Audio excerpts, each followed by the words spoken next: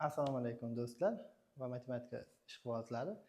Men juda ham ko'p videolar ko'rdim, juda ham ko'p insonlarni dars olganini ko'rdim. Har xil mavzularda turli insonlar bilan matematika YouTube'da, Instagram'da, har xil kanallarda ko'rdim va o'zim ham shuni oxiri olishga qaror qildim. Men sizlar bilan IDC kitoblarini maxsus misollarini ko'rib chiqmoqchiman. Ya'ni qiyin bo'lgan 100 dan tepasidagi misollarni ko'rmoqchiman. Bittalab boshidan mavzu ko'rmoqchi emasman. Faqat qiyin qismlarini ko'raman. Odatda shu qismlari sertifikat savollariga tushmoqda va ko'p olingan videolarning ichida shu joyini men kuzatmadim. Shuning uchun shu joyini olishga qaror qildim. Demak, birinchi bugungi olishimiz mumkin bo'lgan darsimiz ko'p xatlar ustida amallar. Ya'ni berilgan ko'p xat IDC kitobining 3-mavzusi, yo'q, 3 emas. 3 emas. Ko'p xatlar mavzusi IDC 2-kitobning 2-mavzusi. Shu kitobning maxsus misollari bilan ko'rib chiqamiz. Birinchi misolimiz Px ko'p xatni x kvadrat minus 5x plus 6 ga bo'lganda qoldiq. 5x minus 1 ga teng bo'lsa, aynan shu px ko'p xatni x minus 2 ga bo'lgandagi qoldiqni topish. Bu qoldiqni topishimiz uchun bizga bitta qoida kerak bo'ladi. Px ko'p xatni x minus a ga bo'lganda qoldiq p a ga teng bo'ladi. Mana bu qoida kerak bo'ladi. Shundan foydalangan holda px ko'p xatimiz biz taxribiy oladigan bo'lsak, aynan qanaqaligini bilmaymiz. Lekin umumiy shakli x kvadrat minus 5x plus 6 ga bo'lganda shundan nechtadir chiqqan va plus qoldiq bo'lgan 5x minus 1 ko'rinishda bo'lgan. X larning o'rniga p a qo'yishimiz kerak. Ya'ni bu yerda 2 qo'ysak, p 2 da necha chiqqan bo'lsa, x minus 2 ga bo'lganda qoldiq shu bilan bir xil bo'ladi. 2 qo'yadigan bo'lsak, mana bu qismi 0 ga teng chiqadi. 0 ko'paytirilgan n plus 5 ko'paytirilgan 2 ayrilgan 1. Javob 9.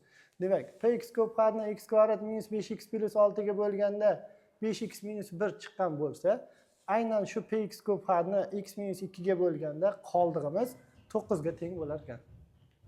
Ikkinchi xuddi shunaqa savol qoldiraman. O'zlaring mustaqil ishlab mustahkamlab qo'yasizlar. Bu birinchi savol edi.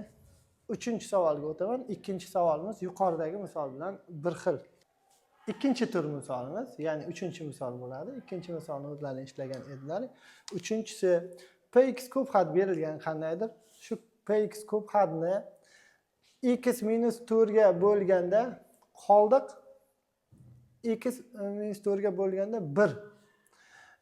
X minus 2 ga bo'lganda qoldiq minus 3 ga teng bo'lsa, aynan shu berilgan ko'p xatni x kvadrat minus 6x plus 8 ga bo'lgandagi qoldiq topish.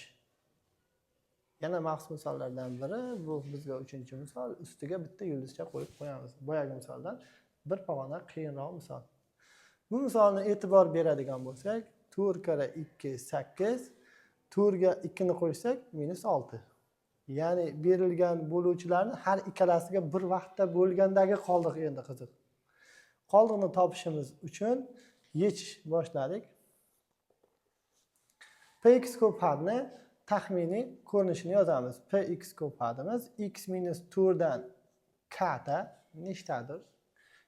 Plus 1 qoldiq. Yana shu px ko'p xatimiz x minus 2 dan nechtadir n ta va minus 3 qoldiq. Berilgan ikkita ko'p xatni bir xilga ko'rinishga keltiramiz. Ya'ni x minus 6x plus 8 ga bo'lishimiz uchun bu ko'p xatni aynan shularni bir joyga jamlashimiz kerak bo'ladi. Tepadagi ko'p xatga x minus 2 yo'q, pastdagi ko'p xatda x minus 4 yo'q. Shuning uchun tepadagi ko'p xatni har birini x minus 2 ga Pastdagi ikkinchi ko'pxatni esa x minus 4 ga ko'paytirib chiqamiz. Ko'paytirishimiz natijasida px ni x ga ko'paytirsak, x ko'paytirilgan px ayrilgan 2 ta px barobar x minus 4 ko'paytirilgan x minus 2 ko'paytirilgan k plus x minus 2 birga ko'paytirganimiz natijasi. Ikkinchi qatordagi ko'pxatni ham x minus 4 ning har biriga ko'paytirib chiqamiz. X ko'paytirilgan px minus 4 ta px barobar x minus 2 ko'paytirilgan x minus 4 dan nechtadir? Minus 3x plus 12. Berilgan ko'pxatlar qatorini pastdagisidan yuqorisidagini ayirib tashlaymiz yoki teskarisiga yuqoridan pastni ayiramiz. Qaysi birini qilishimizning ahamiyati yo'q. Hosil bo'lgan ko'pxatlar qatorini yuqorisidan pastdagisini ayiramiz. Ayirishimiz natijasida x pxlar yo'qoladi. Minus 2 ayrilgan minus 4. Ikkita minus qo'yish bo'ladi-da, 4 dan 2 ayrilib, ikkita px hosil bo'ladi. O'ng tomoni x minus 4, x minus 2 ikkalasida ham bir xil. Bularning koeffitsentlari ayriladi. K ayrilgan n. X ayrilgan 3 bilan 4x bo'ladi. Minus 2 ayrilgan minus 12 minus 14 bo'ladi. 2 ga bo'lib yuboramiz. Bizga px ko'pxat kerak. Px ko'pxatimiz x minus n emas 4. X minus 2 k minus n plus 2 ga bo'lganimizda 2x minus 7. Mana bu joyda ham 2 bor. Bu 2 ga bo'lib yubordik. Ko'paytirish. Ana endi bizning ko'pxatimiz mana shu ko'rinishda ekan.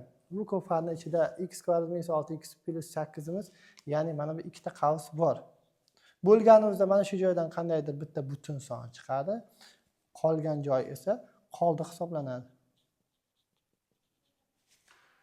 4-misolimiz ham aynan shunga o'xshagan misol. Agar buni o'rgangan bo'lsangiz, shunga qarab ishlab qo'yishni tavsiya etaman.